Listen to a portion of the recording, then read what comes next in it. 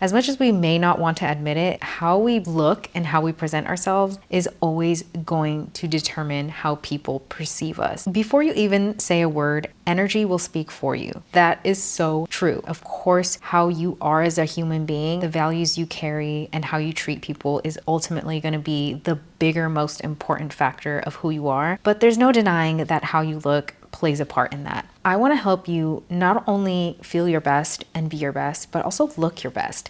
And I've talked about this on my channel. I want to help you glow up from the inside out. I want to give you 5 psychology-backed tips that are going to help you look your best and also present yourself in the best possible way. So with that being said, let's get into today's video. So number 1, I want to talk about the halo effect. There's a reason why people are drawn to healthy, glowing skin. We assume and associate clear skin with radiant habits, which basically means if you see someone with clear skin, whether you realize it or not, subconsciously, you associate that person with other great qualities. Having great skin is kind of like a subtle flex in a way that shows you take care of yourself, you put in the effort, you probably are more disciplined and have great habits all around. Okay, this is controversial, I know, because it doesn't necessarily mean because you have clear glowing skin that you're a good person. Definitely not. But in our minds, subconsciously, we are associating someone with clear skin to be more likely to have other great qualities. I'm just relaying the message. I didn't make this up. Needless to say, I know clear skin is something we all want, and everyone's journey is going to be so different with this because even myself, I've struggled with adult acne, and it's been super frustrating trying to figure out what was the source of that because there's so many things involved in it. So I definitely recommend go see a dermatologist, just do some research, experiment, journal what is and isn't working for you, and just really try to get to the bottom of it. I am a firm believer also that what you internalize about yourself comes forward on the outside.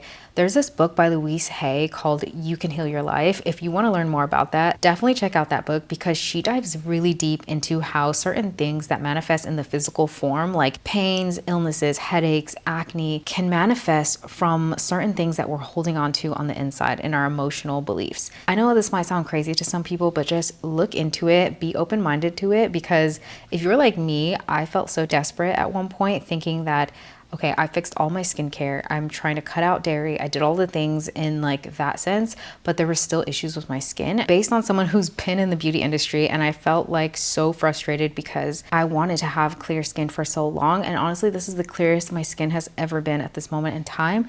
And I believe it was a combination of many factors, but always keeping my skincare routine simple seems to work the best. Just because you spend a ton of money on products doesn't mean it's gonna work for you. So I'm gonna leave a resource in the description box too, so you can check out your product ingredients, because that was something that I started doing. I mean, just try to eliminate whatever it could be. Bottom line is glowing clear skin will help you glow up physically. People will perceive us differently based on that. Even if you're on a journey of getting clear skin, there's still little subtle hacks that you can do if you're not where you want to be with your skin yet. Like you can mix an illuminating SPF with your moisturizer to give yourself more of a glow. Like I would even journal, I have clear skin. I'm so grateful for my clear skin in my notebook every morning. I'm not here to say that that was ultimately what worked by itself, but I do think that it had a part of it because you have to embody the change before it can manifest in real life. Be mindful of drinking water. Are you getting enough sleep? Are you eating healthy, nutritious foods in a balanced way? Not overeating carbs and refined sugars and processed foods. Anything that comes in a box, a package, most likely has been overly processed. So try to eat as many fresh foods as possible and do research on your body. You know, check what works for you. Like I think this year I got the most serious about learning about my body, what works for my hormones, what works for my skin, because what works for someone isn't going to work for everyone. So really get to know yourself and keep track of certain things so that you can better understand what is and isn't working for you. And this goes beyond just physically looking good. Like this can actually make a big difference in your health. Number 2 is your brow routine. Okay, this is a subtle but very important thing because your brows can really change the shape of your face entirely. I've done so many people's makeup, and the one thing that always does the most transformation is the brows. The brows truly are the canvas to your whole look.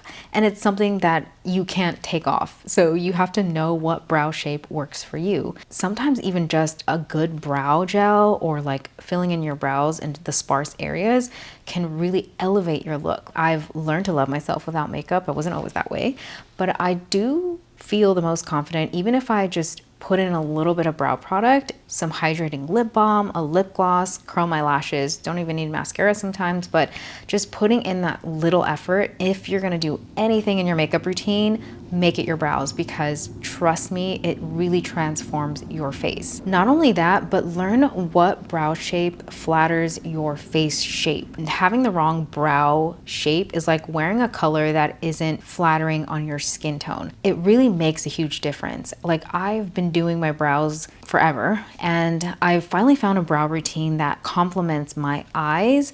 I prefer my brows to be a little bit more straight and a softer arch, whereas sometimes a more aggressive arch could really make the face expression look harsh. And also another thing is where you stop your brows can make a huge difference. Rather than overly doing it in a downwards motion, when you overly frame downwards, it can actually make the appearance of your eyes look like they're being pulled down in a droopy way. So just be careful and try out a filter like on TikTok to see if you need to figure out what brow shape works for you. I find that leaving my brows kind of open, as in not overarching downwards, it helps lift the eyes open and it really complements my eye shape. So try that. It can really make your face look overall softer and more feminine, which makes a huge difference. Of course, at the end of the day, do your brows and makeup however you want to. This is just what I find to look softer, and it's made a huge difference for me personally. I look back at some of the pictures I had with my other brows, and I've tried a lot of different brows. I've tried the overly fluffy brow look, which never really worked on my face shape. I felt like it always gave off like a masculine feel to my face. And not only that, but it just overpowered my eye shape. So I find that doing slightly thinner, more straight, and less overarched brows really did complement my face shape, and it made a huge difference. When I compare the pictures before and after, it's like night and day. Think more about symmetry and balance, right? Like, I naturally have a thinner, straight hair anyway, so when I try to overfill in my brows or make them dark, they always looked a little bit off. So find what works for you. But brows, so important. 3 is your makeup routine. Wearing a tiny bit of concealer just to brighten up my under eyes and doing a little bit of brows. If I'm not gonna wear mascara, I'm at least gonna curl my lashes. This can really make your eyes look more awake. So just taking a little bit of time and learning a 5-minute makeup routine can make a huge difference in your appearance. And it also just makes you feel more confident. When I go run errands, even if I'm not wearing a full face of makeup and I have done a little bit of my brows, maybe a little bit of mascara, I feel like a better version of myself. And that goes a long way. It's how you perceive yourself. When you put a little effort into it, you're telling yourself that you matter and you value the way you present yourself to the world. The best compliment is you always look flawless. And it's funny because I don't always feel flawless, but I know that I do put a little bit of effort every day into my appearance because it makes me just feel like I'm showing up for myself. And I guess that's portrayed on the outside too. So that's how I know it actually matters. Just again, like how brows and brow shapes really make or break your face shape, so does the placement of your makeup. If you're gonna put blush, for example, you may wanna put it higher up on the cheekbone to make your cheekbones look a little bit more lifted. If you're placing contour too low, it can drag the face down. So placement on your makeup makes a big difference. Even if you're not doing a full face of makeup and you're doing the smallest dot of makeup, just by having a strategic placement with it, you can really make your face look more welcoming, softer, and it just complements your natural features better. There's so many details about this. If you want to learn more about the makeup tips, go follow me on TikTok or Instagram because I'm constantly sharing tips there regularly. But another thing I want to talk about is like learning how to line your lips properly. I used to overline my lips like crazy, and it actually just drags your lip area down. One thing I realized about me is I have a double lip line, which means where my lip line actually ends, and then on my lip, there's like a slightly darker shade around the edge of my lip. So if I line the actual outside of my lip, it looks like I'm overlining my lips. I know this might sound confusing, but basically my point here is learn your face shape, your features, and really use makeup strategically in a way that complements your features. Okay, number 4 is hair. There are some days where my hair just looks frizzy and dry, and honestly, I feel like complete shit. I feel like hair is a representation of your self-care and your maintenance too. You know, there's one thing to just throw your hair up in a ponytail, but there's other ways that you can put up your hair and keep it out of your face in a way that still looks a little bit polished. So what I like to do is sometimes use a claw clip or these French twist pins to put up my hair in a way that just, you know, it takes the same amount of time to do a ponytail, but it just looks more presentable. And I personally feel like it makes me feel like I put more effort into my look even without spending more time on it.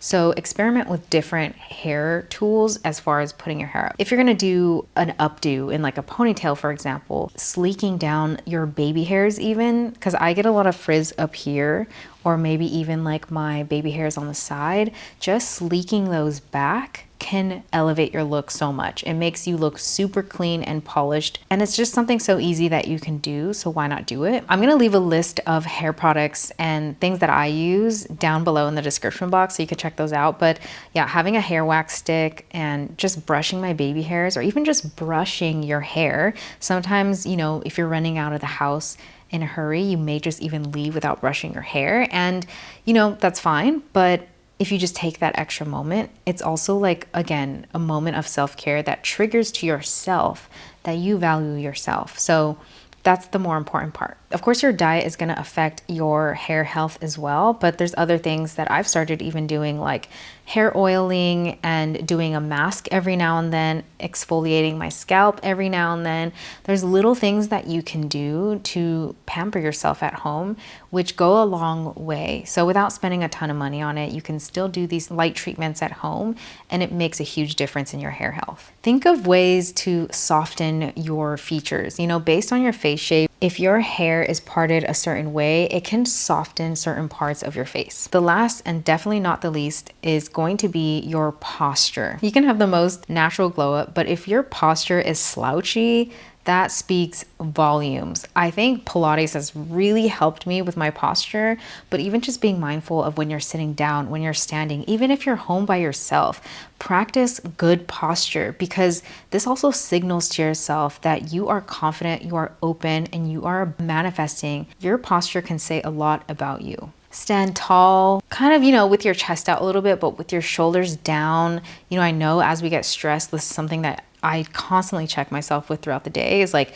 my shoulders start to feel like they're going up to my ears, but like keep your shoulders away from your ears and just practice good posture when you're sitting, when you're walking, when you're standing. I don't know about you, but someone with great posture really signals confidence to me. So imagine how you would come off even more confident if you already are confident and you just have better posture. And plus, body language is a great way to communicate non-verbally with the person you're interested in a relationship, in a friendship, how you conduct your posture in a business meeting. You know, it really does go a long way. Owning your confidence is more than just your looks. It's about commanding presence with your energy and how you carry yourself. Hold your head high and the world will see your beauty. The physical appearance is just what could potentially get you through the door, but who you are as a person is gonna keep you in the rooms you're supposed to be in. So always remember that. And there you go. Those are my 5 simple glow up tips that you can jumpstart and elevate your look with. I have a whole bunch of new videos that are gonna add to this part of the glow up journey. So make sure to subscribe so you don't miss those future videos. We're gonna get more into depth on our physical appearance as well as our mindset as time goes on. Let me know which of these tips you're gonna try first, or if you're doing these already, I'd love to hear your thoughts in the comments. And until next time, bye.